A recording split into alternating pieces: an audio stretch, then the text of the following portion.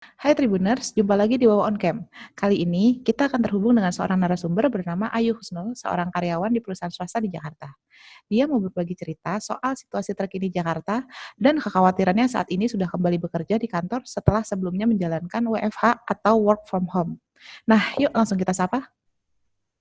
Halo Ayu, Hai, gimana Ayu? Apa kabar? alhamdulillah baik.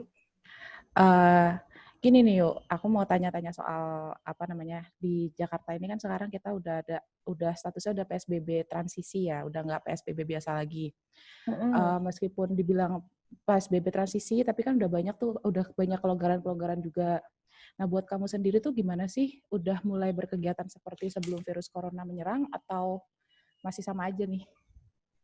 Kalau berkegiatan sih udah ya, cuman memang intensitasnya itu nggak sebanyak waktu sebelum adanya pandemi ini gitu. Jadi paling aktivitas yang udah mulai dilakuin itu kerja di kantor itu udah mulai sih. Tapi kalau untuk aktivitas kayak nongkrong-nongkrong, main-main itu belum ya, masih dibatasin dan masih milih-milih juga. Kalau misalkan mau main atau mau nongkrong-nongkrong tuh milih-milih tempatnya dulu yang kayak gimana sekarang. Emang situasi di Jakarta sekarang tuh seperti apa sih kalau dari kacamata kamu sendiri? Kalau kondisi sekarang itu sejak lebih tepatnya sejak tanggal 8 Juni kemarin ya, itu udah mulai rame. Kalau untuk tempat-tempat kayak tempat makan, tempat nongkrong kayak gitu tuh udah mulai rame sejak tanggal 5 Juni kemarin. Cuman kalau untuk aktivitas-aktivitas kerja itu kita mulai rame lagi tuh di 8 Juni karena uh, sebelum 8 Juni itu sempat ngelongok sedikit sebentar gitu ke kantor, itu masih belum banyak yang beroperasi beberapa kantor, tapi sejak 8 Juni ini udah mulai rame lagi. Jadi udah kayak kelihatan sebelum pandemi kali ya kegiatan kerja. Berarti udah ramai banget gitu ya kayak Udah rame. sebelum-sebelumnya itu. Oke. Jalanan juga udah mulai macet lagi soalnya. Waduh. Kalau di kantor kamu sendiri nih gimana nih sistem WFH-nya? Cerita dikit dong. Nah, WFA atau WFO? WFO mas, maksudnya. Oke, kalau untuk WFO-nya sendiri, kita sekarang ada pembatasan dan pengaturan tempat duduk. Jadi yang biasanya di kantor aku kan sistem apa ya, tempat kerjanya tuh kan kita tiga orang gitu kan. Nah kalau sekarang tuh jadi yang biasanya diisi 3 orang hanya diisi 2 orang. Jadi yang tengahnya dipindahin ke ruangan lain gitu kan. Jadi sekarang pengaturannya seperti itu. Jadi memang benar-benar dikasih jarak minimal 1 meter. Terus biasanya kita juga kalau makan siang itu kumpul di satu tempat di ruang makan rame-rame gitu. Sekarang enggak. Jadi benar-benar yang ya udah kalau makan siang di meja kerjanya masing-masing. Terus sekarang juga jadi pada rajin cuci tangan, terus hand sanitizer juga harus tersedia di mana-mana. Sekarang di setiap sudut tuh pasti ada hand sanitizer-nya, dan pastinya selama jam kerja kantor itu masker nggak boleh lepas. Jadi full ya selama 8 jam kerja kamu pakai masker terus gitu?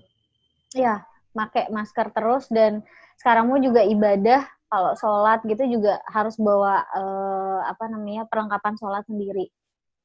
Kalau itu untuk keseluruhan apa enggak sih? Misalnya kayak di Hmm. kantor kamu kan mungkin ada OB-nya juga atau ada Hmm. orang dapurnya juga. Apakah itu juga berlaku untuk semuanya atau cuman karyawan-karyawan aja nih yang di Oh, dalam satu ruangan?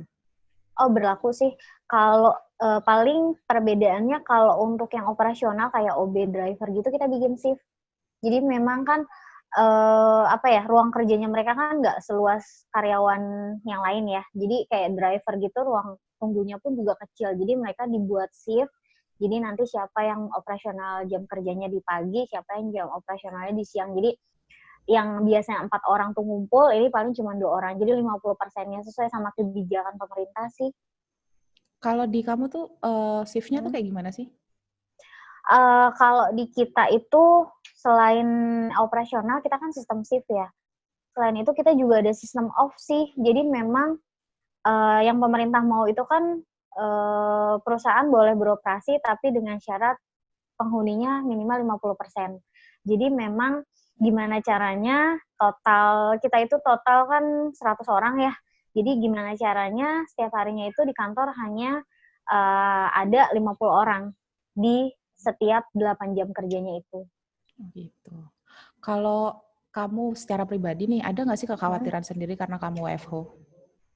Wah, ada banget ya. Terutama kalau udah sampai rumah ketemu, kebetulan udah punya anak ya, dan masih dibilang juga masih kecil, masih bayi. Jadi kayak sekarang tuh yang biasanya sebelum adanya pandemi pulang kerja bisa langsung megang anak atau say hi sama anak, ini tuh bener-bener yang harus bener-bener langsung lari ke kamar mandi, bersihin semua pakaian gitu kan, harus bersih-bersih diri juga gitu. Jadi kayak insecure-nya 2 kali dari yang sebelum adanya pandemi ini gitu. Nah, terus sejauh ini gimana nih kamunya? Apakah menjalaninya dengan yang kayak gini? Sebenarnya sih ya gimana ya, jadi satu kebiasaan baru sih ya. Jadi sebenarnya kalau ngambil di sisi positifnya dengan adanya pandemi ini, kita jadi kayak ngelatih diri yang biasanya ya udahlah ya gitu kan, kuman ada di mana-mana, ya udahlah kalau emang sakit ya udah sakit gitu. Tapi sekarang jadi kayak belajar ya gimana caranya gitu. Kita harus tetap sehat, mau mau keadaan kita mungkin lagi capek atau kondisi cuaca lagi nggak mendukung, tapi ya gimana caranya kita harus tetap sehat gitu. Jadi ya jadi satu kebiasaan baru sih, ya mau nggak mau ya. Kalau saat ini di Jakarta itu kan masih jadi wilayah tertinggi penyebaran virus corona ya. Itu Mm-mm. gimana sih menyikapi itu semua? Paling belajar dari diri sendiri dulu ya, jaga kesehatan. Terus kalau di rumah ya gimana caranya memastikan kondisi rumah tetap bersih, anak juga mainnya nggak sembarangan gitu kan. Jadi sekarang jadi pantauannya 2 kali lipat buat anak, terus buat suami juga jadi agak cerewet. Terus kalau di kantor paling apa ya, yang lebih jaga jarak aja sih sama teman-teman yang biasanya kita kalau makan bareng, main bareng gitu. Sekarang jadi ada jarak lah, ada perlindungan. Terus ya paling itu sih kalau yang nongkrong-nongkrong masih masih dibatasin sih. Nongkrongnya kemana, terus tempatnya kayak gimana, jadi harus milih-milih kayak gitu dulu sekarang. Nah, di lingkungan kamu ada nggak sih orang yang misalnya tercatat positif atau PDP atau ODP gitu? Alhamdulillah sih nggak ada ya kalau orang-orang terdekat yang memang dikenal. Tapi kalau area, kebetulan bisa dibilang tempat tinggal sekarang itu zona merah. Karena memang banyak banget di daerah sini yang udah positif sama paling area-area pasar ya. Karena kan dekat rumah juga ada 2 pasar yang bisa dibilang cukup rame dan kita kalau belanja juga ke sana. Dan sekarang banyak juga yang udah positif di sana. Tapi kalau untuk orang-orang yang dikenal, alhamdulillah belum ada sih. Nah, misalnya kamu suruh milih nih, kamu mau milih Mm. WFA atau WFH atau WFO? Wah jelas WFO lah. WFO. Kenapa tuh? Kenapa? Karena tuntutan pekerjaan juga sih ya. Sebagai kebetulan di kantor kan sebagai HRD yang konteksnya itu berhubungan dengan orang luar, biasa sering interview, ketemu sama calon-calon pelamar gitu kan. Nah, pas kemarin WFH kurang lebih 2,5 bulan, itu tuh kayak ngerasa dibatasin banget gitu aktivitas yang harusnya lebih puas kita bekerja, apalagi terutama nginterview orang gitu, udah ini cuman by Zoom, jadi kayak ada yang kurang aja gitu, dan sosialisasi dengan rekan kerja juga jadi berkurang ketika WFH kemarin dibandingkan yang WFO. Sebagai HRD dan ketemu orang itu memang nggak khawatir gitu kalau semua kamu WFO karena kan kamu pasti bakal ketemu orang-orang baru terus kan? Ada kebijakan baru sih di kantor, jadi kita meminimalisir jumlah lah. Jadi yang biasanya saya ketemu orang setiap harinya 20 orang gitu kan, ini saya batasin ya minimal 2 sampai 4 orang sih setiap harinya. Jadi memang nggak seperti sebelum pandemi, itu aja sih paling. Itu sebelum masuk orang-orang itu sebelum masuk ke kantor berarti juga ada pengawasan ketat nggak sih? Ada sih kebetulan manajemen juga menerapkan sistem kalau misalnya si pelamar ini apa namanya suhu tubuhnya di atas 37 itu dipulangkan kembali gitu. Jadi nanti kita atur jadwal lagi sampai suhu tubuhnya kembali normal. Itu sih pesan. Terus ya sama sih pemakaian masker dan selalu jaga kebersihan itu juga selalu sih kita infoin. Nah, tadi juga kan kamu sempat ngomong ya, memang nggak seintens sebelum-sebelumnya, tapi kan kamu juga sempat keluar-keluar dan memilih, misalnya mau nongkrong di mana. Berarti sejauh ini juga kamu sudah sempat nongkrong kah atau gimana? Mengingat juga kan di Jakarta kan sekarang udah banyak mal-mal buka, kafe-kafe juga udah buka gitu. Udah sih, tapi baru sekali. Dan kalau ke mall saya belum berani. Kecuali kalau memang saya ke mall sendirian dan itu memang untuk beli keperluan rumah, itu aja sih. Kalau kayak sama anak, sama suami nongkrong atau belanja itu belum berani. Nah gitu. Kalau kamu sebagai masyarakat sendiri nih, gimana melihat kebijakan dari pemerintah, terkait penanganan virus corona ini? Kalau kebijakan sebenarnya udah baik ya. Kemarin itu kan selama kita WFH itu juga ada beberapa kebijakan dari pemerintah yang dicoba dijalankan ya. Salah satunya kayak pengurangan jam operasional kendaraan dan